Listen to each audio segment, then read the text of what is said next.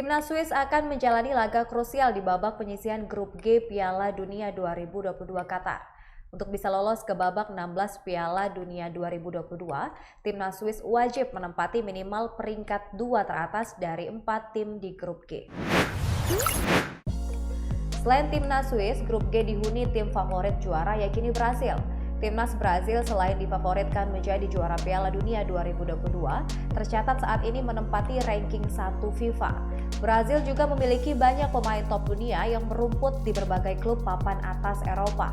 Dua tim lainnya yakni Kamerun dan Serbia tak kalah kuatnya menghadang langkah Swiss. Setelah itu tim besutan Murat Yakin menantang Timnas Brazil sebelum menjalani laga terakhir babak penyisihan melawan Serbia. Pelatih Timnas Swiss Murat Yakin tetap membawa 3 pemain andalannya ke Piala Dunia 2022 di Qatar. 3 pemain tersebut Serdar Shaqiri, Granit Xhaka, dan Yann Sommer. Pemain ini jadi andalan Timnas Swiss pada Piala Dunia 2018 lalu. Pada kualifikasi Piala Dunia 2022, Serdar Shaqiri jadi andalan lini serang Swiss. Serdar Shaqiri berposisi sebagai gelandang. Melansir Kompas.com, di Piala Dunia 2022 Qatar, Timnas Swiss benar-benar menyiapkan fokus utamanya di kiper. Swiss membawa 4 penjaga gawang ke Piala Dunia 2022 Qatar.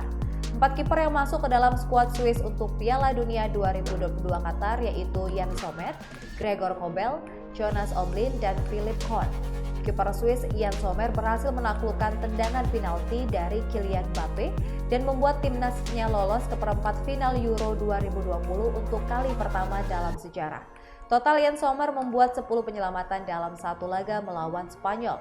Saking banyaknya penyelamatan yang dia buat, netizen menyamakan sosok Yann Sommer dengan salah satu karakter kiper di animasi Kapten Tsubasa, Ken Wakashimazu.